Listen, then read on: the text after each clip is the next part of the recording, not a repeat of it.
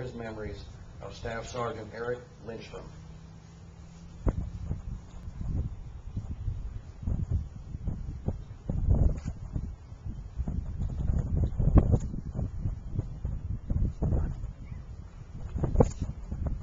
Good day. My name is Sergeant Howard Robinson, and I'm here to say a few words about Staff Sergeant Lindstrom.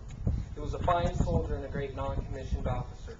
In fact, Staff Sergeant Lindstrom dedications to duty is an example to all of us.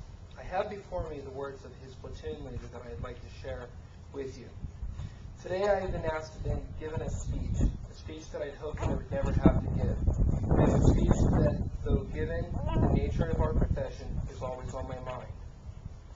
It was given with a heavy heart at the loss of a fine soldier and a good friend who has profoundly influenced many of our lives.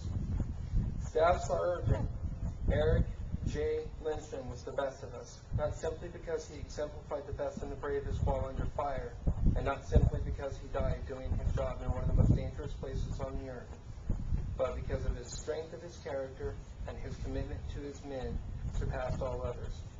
His individual heroism in and of itself would have been sufficient for Eric to be called our finest, but the true preeminence is illustrated by the skill and courage demonstrated by his men he has trained, who have shown themselves to be soldiers beyond compare.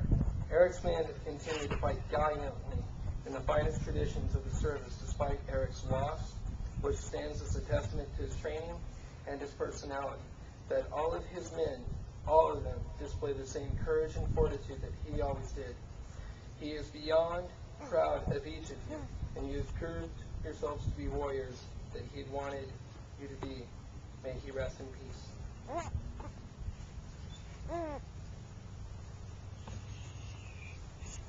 Master Sergeant Timothy Kubik, 3rd Squadron, 71st Cavalry, will now share his memories of Sergeant Terry Lynch.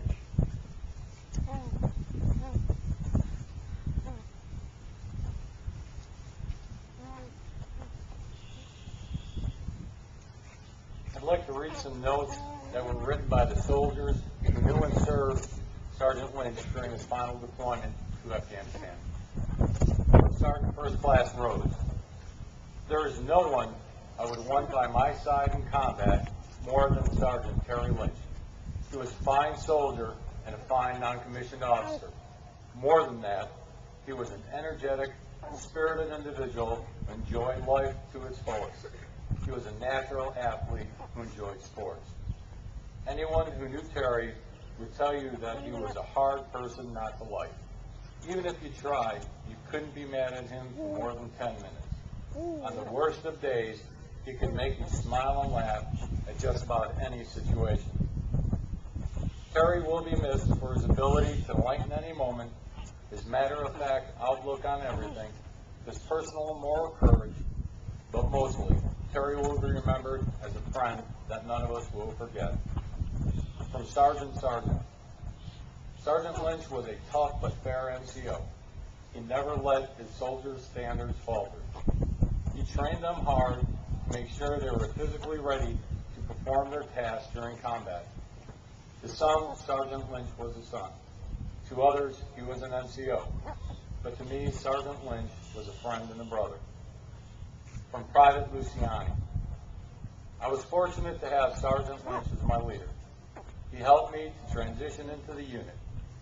He was always there to push me in the right direction, correcting my mistakes, encouraging me not to take it personally, and reinforcing the things I was doing right. He was not selfish. He always made time for his soldiers. If you had a question, he had an answer, always making sure you understood what was going on. Sergeant Lynch gave 110%, and he expected the same from his soldiers. He led by example. When you thought you had given everything, he pushed you to give even more, making us strong men and making us a strong team. For me personally, Sergeant Lynch personified the All-American kid. Athletic, well-liked, and unselfish, he was the embodiment of the Army values, a true warrior, hero, and comrade. We will miss him dearly, but we will never forget him.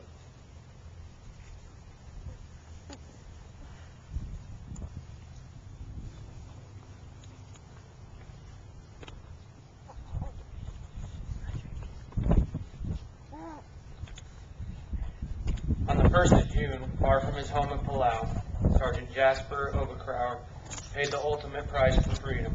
He was very dedicated to his job as a fire team leader and had a true brotherly love for the soldiers under him. His family knew him as Jasper. We all knew him as Obi. I have been serving with Obi for almost 3 years now, and in that time, I have never seen him with a negative attitude. He had unique ability to make everyone laugh, but somehow remained completely professional. He was the example for others to follow, always trying to expand his knowledge of his job and moving on to more challenging positions. If Obi wasn't hard at work, he was definitely hardly working. He would turn off the work switch and make even the newest members of our unit feel welcome. He spent his days off, enjoying life, and always eager to make new friends. We have all shed tears over the loss of Obi. We have lost a friend, a confidant, a warrior, and a brother. We all owe Obi a debt of gratitude, not only for his final sacrifice,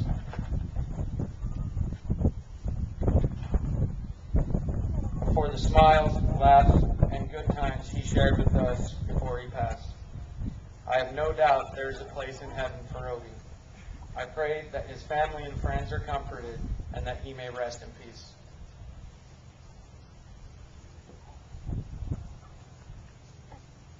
Sergeant Andrew Holmes, 2nd Battalion, 87th Infantry, will now share his memories of Specialist Joshua Paris.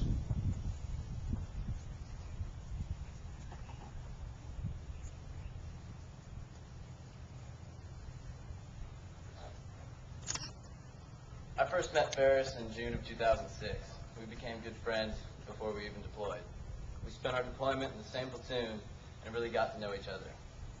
Our most common interest was music. He played the guitar and I played the drums, so naturally we decided to start a band. Whenever our paths crossed, whatever we were doing, working the same guard shift or just grabbing a bite to eat, it was all we ever talked about doing when we finally got back home. It really made time fly by for us. When we got back, I eventually became a squad leader and requested his replacement in my squad. So all of our training exercises, but most noticeably our trip to Fort Campbell. His hard-headed determination to do his job exactly as he was told really stood out as the example for which I wanted others to follow.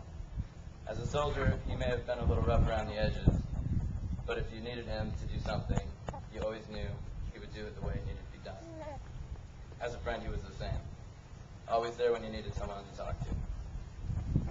On July 9th, 2009, 1st Platoon lost a soldier, and I lost a friend.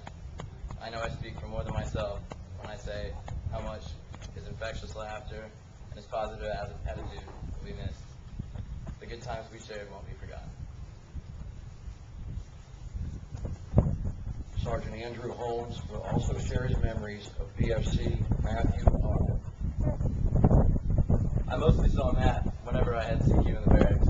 He'd come out of his room and we'd sit and talk for hours about nothing. He was a very gifted artist and would often leave behind inappropriate characters of me wherever he knew I would eventually find them.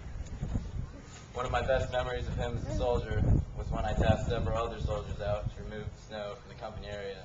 10 minutes later, found only Matt with his giant green cast and crutches, slowly pushing a shovel. I asked him what he was doing. He was obviously on profile. He said nobody else wanted to do it, and I know it has to get done. That just shows determination. There aren't very many people who are so easy to go along with. He would always lighten the mood when things got stupid. When he was the first person I saw at work in the morning, he would always say something ridiculous to make me laugh. It would always make for a good day. I'm going to miss him, as I know many others will.